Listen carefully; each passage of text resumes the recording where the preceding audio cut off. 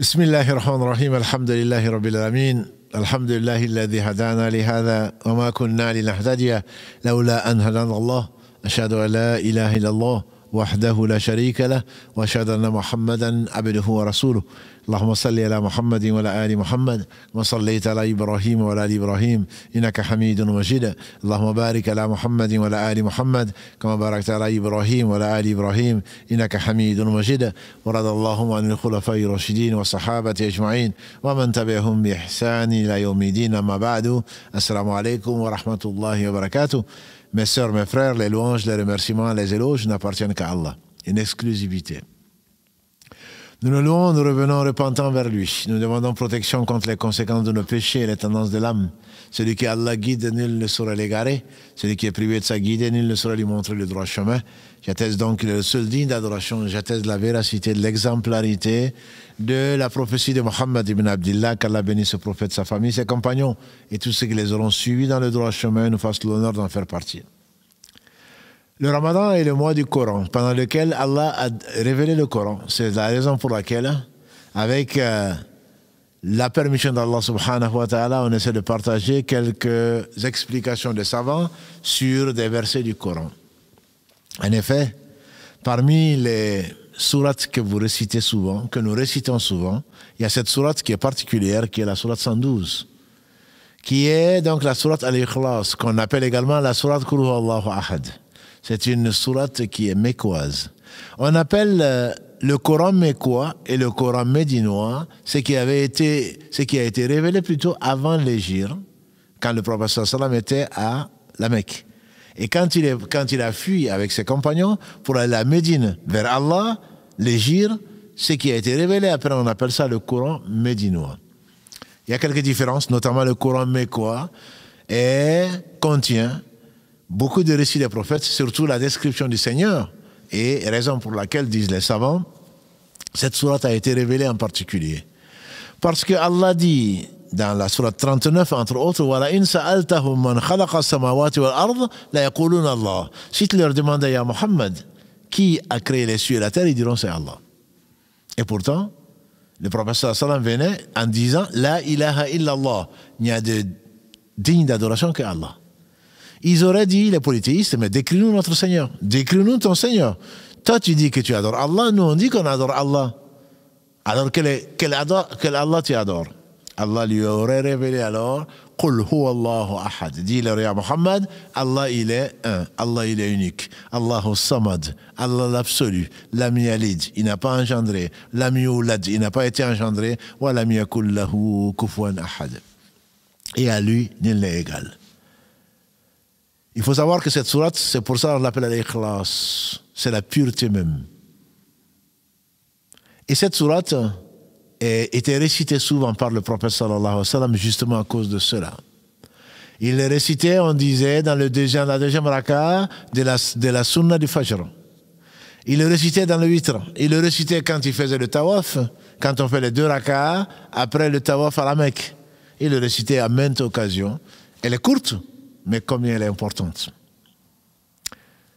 Un jour meilleur qu'aujourd'hui, des compagnons du prophète sallallahu alayhi wa sallam ont été envoyés à leur tête un homme qui, chaque fois qu'il priait, puisque c'était l'amir, chaque fois qu'il priait, il finissait par Qul huwallahu ahad. Ses compagnons lui ont dit, mais de 2 choses l'une, soit tu nous lis Qul huwallahu ahad, soit tu prends une autre sourate. Il a dit non, je n'en ferai pas du tout. C'est les 2. C'est à prendre ou à laisser. Quand ils sont revenus trouver le prophète sallallahu alayhi wa sallam, ils lui ont raconté. Voilà ce qui s'est passé. Et qu'est-ce qu'il a dit alayhi salatu salam? Demandez-lui. Demandez-lui pourquoi il le faisait. Voilà l'attitude qui nous est conseillée. Pourquoi telle personne fait? Nous, on entend, on vient nous raconter, on ne confronte pas, on ne sait pas pourquoi, et on commence à juger. On peut imaginer le prophète en train de lui dire, mais tu aurais dû les écouter. Non, il dit pourquoi. L'homme lui a dit, c'est parce que dans cette sourate, il y a des noms sublimes de mon Seigneur que j'aime. Et le prophète sallallahu alayhi wa sallam lui a dit, alors sache qu'à cause de ton amour pour ces noms d'Allah, Allah il t'aime. On demande à Allah de nous aimer. Quand Allah aime quelqu'un, il appelle l'ange Gabriel. Il y a Gabriel, l'ange Gabriel, au Jibril, j'aime telle personne, aime-le. Ou aime-la. Jibril descend dans les cieux, dire aux anges, Allah aime telle personne, aimez-la. Et les anges n'ont pas de volonté propre, ils aiment cette personne. Les anges se répartissent sur la terre et sur la mer, et ils aiment cette personne-là.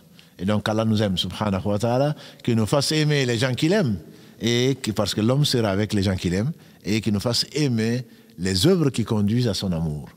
Ça, c'est une des particularités qu'Allah a accordées donc, à cette sourate. Mais il y en a une autre.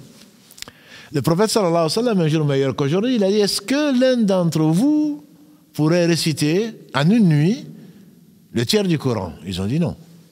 Parce que, vous savez, le Coran, il faut le comprendre. Les compagnons du prophète sallallahu alayhi wa sallam lisaient 10 versets, ils les apprenaient, ils les mettaient en pratique, comme ceci a été rapporté de Uthman ibn Affan, celui par qui Allah nous a conservé le Coran, par Ibn Mas'ud, qui ressemblait le plus au prophète sallallahu alayhi wa sallam dans sa sunna. Et donc, ils apprenaient 10 versets du Coran. Comment? Donc, il faut le lire de la meilleure des façons, comme Jibril l'a appris d'Allah et l'a transmis au prophète sallallahu alayhi wa sallam. Finir le Coran n'est pas une sunna, même si beaucoup de gens le font. Ils le font même plusieurs fois. Le Coran a été révélé pour être lu, pour adorer Allah avec, pour être compris, médité et pour le mettre en pratique. Et donc il a dit, est-ce que l'un d'entre vous pourra lire? Et ne me demandez pas comment le prophète sallallahu alayhi wa sallam lisait le Coran. Disait notre mère Aïcha, ne me demandez pas combien c'était long, combien c'était beau. On pouvait compter les lettres qu'il récitait du Coran. Et après chaque verset, il s'arrêtait. Donc l'important, ce n'est pas la quantité, c'est la qualité. Le prophète alayhi salatu wassalam, donc, il a dit, est-ce que l'un d'entre vous peut lire le tiers du Coran? Ils ont dit non. Le tiers du Coran, en tout cas si on veut le lire, on ne peut pas. Il a d'ailleurs interdit, sallallahu alayhi wa sallam, de lire le Coran en moins de 3 jours. Il a interdit de lire le Coran en moins de 3 jours. Alors, ils ont dit personne. Et le prophète sallallahu alayhi wa sallam leur a dit, c'est que Allah lui a inspiré. Il a dit, Qul Allahu ahad, c'est le tiers du Coran. Qul Allahu ahad, c'est le tiers du Coran. Et donc, pauvre de nous, celui qui lit 3 fois Qul Allahu ahad, Allah lui dit aux anges de lui inscrire comme s'il avait lu le Coran entier. Nous, on se précipite pour lire, pour terminer, en ouvrant le Coran, comme disent certains savants, le Coran, la parole d'Allah, qu'est-ce qu'on cherche? Notre but, c'est de terminer. Notre hizb, terminer. Notre juz, terminer ce qu'on lit, notre wird. Alors que le Coran t'invite, c'est le festin d'Allah subhanahu wa ta'ala. Et donc, par conséquent, on ne doit pas se précipiter. Qul Allahu ahad, Allahu samad, lam yalid, wa lam yulad, wa lam yakul lahu kufuwan ahad. C'est le tiers du Coran. Le Cheikh Uthaymin, quand il fasse miséricorde, il dit, c'est le tiers du Coran ne veut pas dire qu'il va remplacer la Fatiha qui est indispensable pour que la prière soit valable. Mais celui qui le lit va certainement profiter de cette aubaine qu'Allah nous accorde. Et Qul Allahu ahad, en le lisant 30 fois, ça va te prendre 5 minutes, même pas.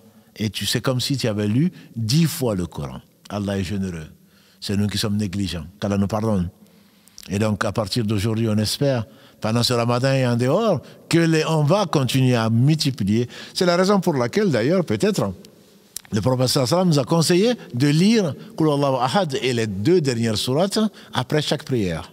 Après la prière du Asr, après la prière du Asr et du Fajr, il est conseillé de la lire, et avec les 2 dernières, 113 et 114, 3 fois.